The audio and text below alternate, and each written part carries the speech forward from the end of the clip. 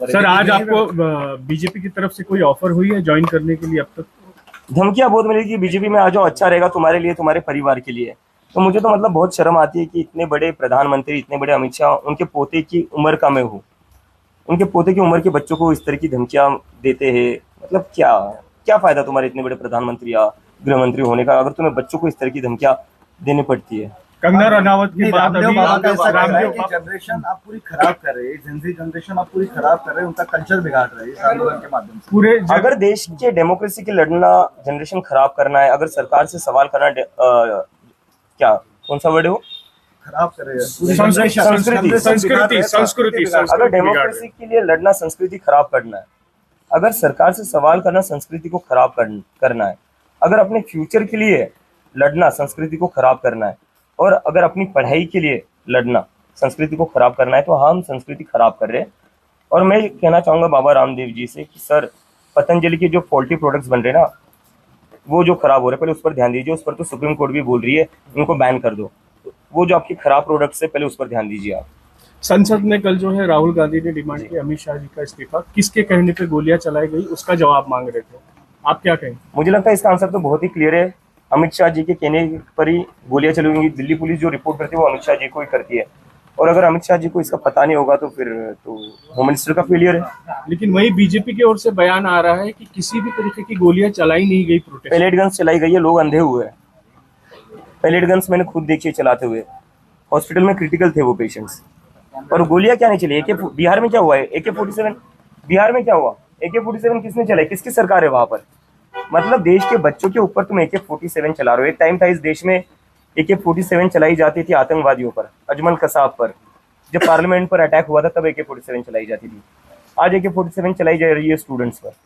क्या आने वाले दिनों में अगर विपक्ष कोई अगर बड़ा मुद्दा लेता है सरकार के खिलाफ, तो क्या कॉकरोच जनता पार्टी उसमें सहभाग लेंगे, उन्हें सपोर्ट करेंगी? मुझे लगता है अभी सिर्फ विपक्ष ने, इस पूरे देश को एक साथ आने की जरूरत है। इस देश में जो लोकतंत्र है, जो चीजें चल रही है, अभी भी क्या हुआ, हमारा प्रोटेस्ट खत्म होकर कुछ दिन ही हुए, सरकार ने आश्वासन दिया था कि किसी भी स्टूडेंट्स को तंग नहीं करेंगे, लेकिन फिर भी स्टूडेंट्स के घर जाकर उनको धमका रहे हैं, उनको डिटेन कर रहे हैं, उनको अरेस्ट की धमकियां दे रही है।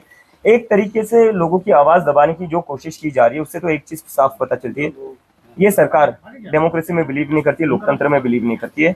इस सरकार की वजह से इस देश का डेमोक्रेसी और लोकतंत्र कमजोर हो चुका है। लोकतंत्र को बचाने के लिए, संविधान को बचाने के लिए सिर्फ विपक्ष नहीं, सभी लोगों को एक साथ आना पड़ेगा, और हम सब एक साथ आएंगे। विदेशी फंडिंग आपको हो रहा है, किया जा रहा है फंडिंग, मुझे लगता है अगर हमें विदेशी फंडिंग मिल रही है या हमें विदेश से कंट्रोल किया जा रहा है, तो ये तो अमित शाह जी का फेलियर है।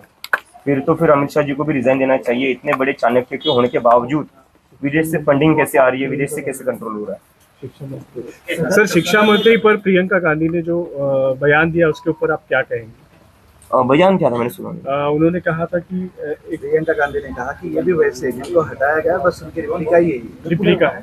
हाँ, मतलब अब देखो बीजेपी में क्या है, उनके पास लोग भी तो नहीं है।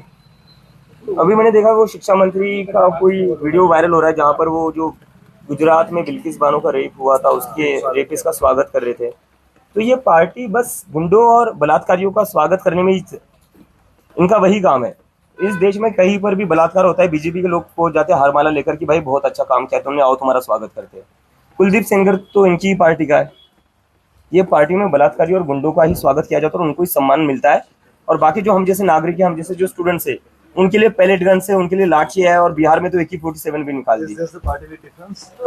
We are people with a difference. We are the people of this country who believes in democracy, who believes in the Constitution of India, who believes in Dr. Baba Saheb Ambedkar, and who believes in the philosophy and values of Mahatma Gandhi. एक मराठीतला प्रश्न आहे की